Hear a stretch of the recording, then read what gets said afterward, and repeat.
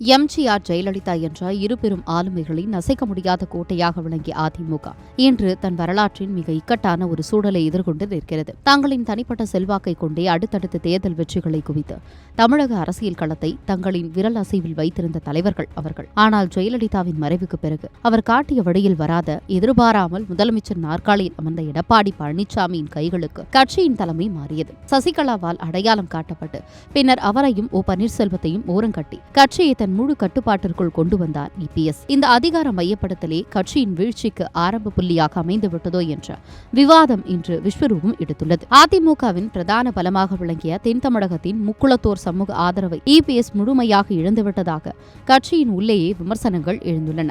OPS, Sasikala, TTV Dinakaran என அந்த சமூகத்தின் முக்கிய முகங்களை கட்சியிலிருந்து நீக்கியதால் கட்சியின் அதிகாரம் கொங்கு மண்டலத்தை நோக்கியும் கவுண்டர் சமூகத்தை நோக்கியும் மட்டுமே சுருங்கி போனது. இந்த சமூகம் சமநிலை குலைந்ததன் விளைவு அதிமுக தன் வரலாற்றிலேயே முதன்முறையாக தொடர்ந்து 2 முறை ஆட்சி கட்டிலை இழந்து தவிக்கிறது. இதற்கு பிறகும் நீக்கப்பட்டவர்களை மீண்டும் சேர்க்க இபிஎஸ் மறுத்ததால் தென் தமிழகத்தில் கட்சியின் வாக்கு வங்கி பலத்த சேதத்தை சந்தித்துள்ளது. இபிஎஸ் எடுத்த மற்றொரு தவறான முடிவு தமிழகத்தில் எப்போதுமே எதிர்ப்பலைகளை கொண்ட பாஜகவுடன் தொடர்ந்து கூட்டணி வைத்ததுதான் என்று அரசியல் விமர்சகர்கள் சுட்டிக்காட்டுகின்றனர். ஜெயலலிதா ஒருமுறை தேர்தல் சோதனைக்கு பிறகு பாஜகவை தள்ளியே வைத்திருந்தார்.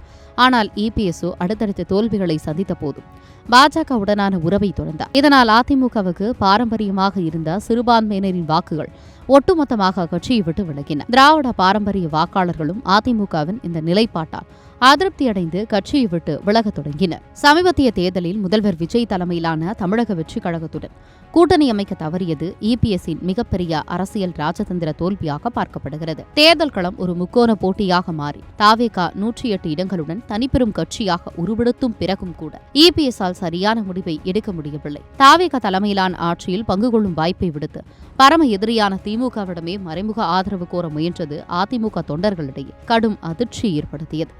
இந்த இடைவெளியை பயன்படுத்திய முதல்வர் விஜய் காங்கிரஸ் மற்றும் இதர கட்சிகளின் ஆதரவோடு ஆட்சி அமைத்து அதிமுகவை நீண்ட காலத்துக்கு எதிர்க்கட்சி வரிசையிலேயே உட்கார வைத்து விட்டார். கட்சியின் சாதாரண தொண்டனும் உச்சகட்ட பதவிக்கு வர முடியும் என்ற எம்ஜிஆரின் ஜனநாயக கோட்பாட்டை இபிஎஸ் முற்றிலும் மாற்றியமைத்து விட்டார் என்ற குற்றச்சாட்டும் வலுவாக உள்ளது. தன் பதவியை தக்க வைக்க உட்கட்சி விதிகளை தனக்கு சாதகமாக மாற்றியவர் தற்போது 25 எம்எல்ஏக்கள் தாவேகா அரசுக்கு ஆதரவாக வாக்களித்ததன் மூலம் பெரும் சவாலை சந்தித்துள்ளார். 4 தொடர் தோல்விகளுக்கு பின்னும் தன் சுயநலத்திற்காக கட்சியை காவு கொடுத்து விட்டார் என்று கிளர்ச்சியாளர்கள் குற்றம் சாட்ட நான் தான் கட்சியை தாங்கி பிடிக்கிறேன் என இபிஎஸ் இன்னும் பிடிவாதம் காட்டுகிறார். எம்ஜிஆரின் லட்சியமும் ஜெயலலிதாவின் ஆளுமையும் கொண்ட இந்த இயக்கம் இபிஎஸ்ஸின் பிடியிலிருந்து தப்பித்து உயிர் வாழுமா என்ற அச்சம் இப்போது லட்சக்கணக்கான தொண்டர்களின் மனதில் ஆழமாக பதிந்துள்ளது.